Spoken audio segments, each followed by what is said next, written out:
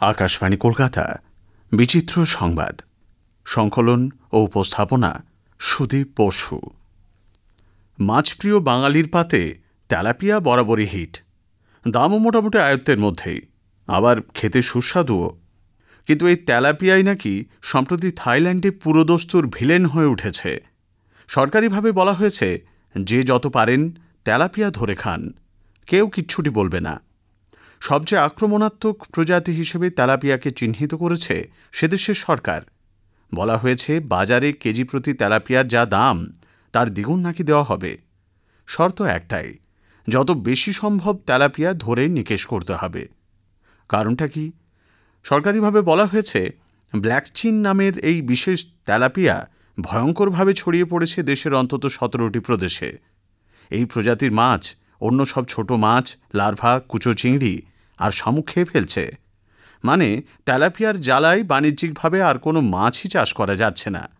এমনকি যে রঙিন মাছ চাষের উপর থাইল্যান্ডের রপ্তানির একটা বড় অংশ নির্ভরশীল, তাও ব্যাপক ক্ষতিগ্রস্ত হচ্ছে। তাই মাছ মেরে শেষ করার পাশাপাশি প্রজননগতভাবে কিভাবে তেলাপিয়া নিধন করা যায় তাও ভাবা হচ্ছে।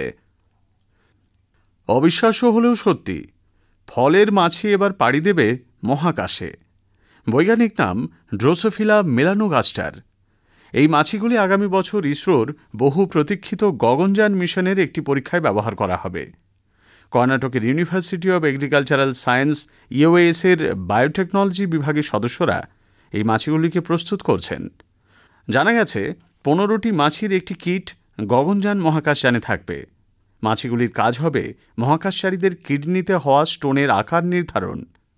দেখা গেছে কিডনিতে পাথর হওয়া মহাকাশচারীদের মধ্যে একটি সাধারণ শারীরিক সমস্যা।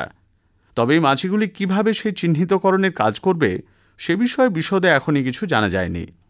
ইউনিভার্সিটি অব এগ্রিকালচারাল সায়েন্সের বিজ্ঞানীরা ইসরোর সঙ্গে যৌথভাবে এই গবেষণা করছেন। চোখের সামনে 9 কোটি টাকা পড়েছিল, কিন্তু দেখতে পাননি বৃদ্ধা। আজীবন দারিদ্র্যের সঙ্গে লড়াই করেই কাটিয়ে দিয়েছেন।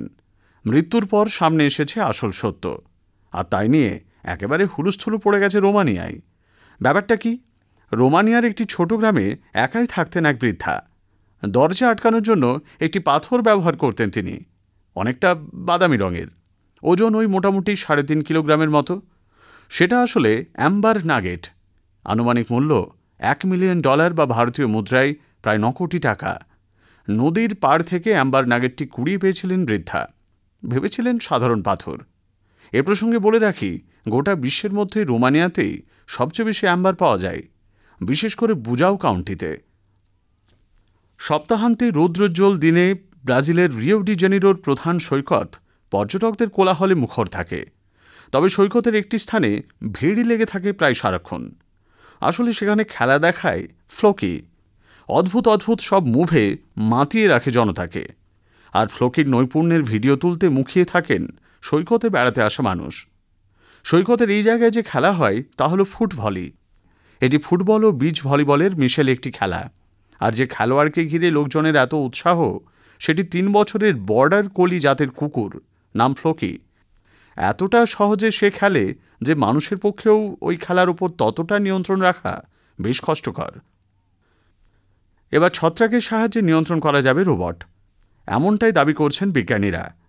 মাইসেলিয়াম ব্যবহার করে 2টি রোবট নিয়ন্ত্রণ করে দেখেছেন তাঁরা। মাইসেলিয়াম হল ছত্রাকের একটি নেটওয়ার্ক যা মাশরুমের শিকড়ের সঙ্গে যুক্ত থাকে। নিউ ইয়র্কের কর্নেল ইউনিভার্সিটি ও ইটালির ইউনিভার্সিটি অফ ফ্লোরেন্সের একদল গবেষক নতুন একজোড়া রোবট তৈরি করেছেন। সেগুলোর একটি তারা মাছের মতো, অন্যটি চাকার উপর বসানো। বিজ্ঞানীরা মাইসেলিয়ামকে তড়িৎ অণুতে রূপান্তরিত করার মধ্যে দিয়ে এই 2 রোবট নিয়ন্ত্রণ করছেন। বিচিত্র সংবাদ শেষ হল। সংকলন ও উপস্থাপনা সুদীপ বসু।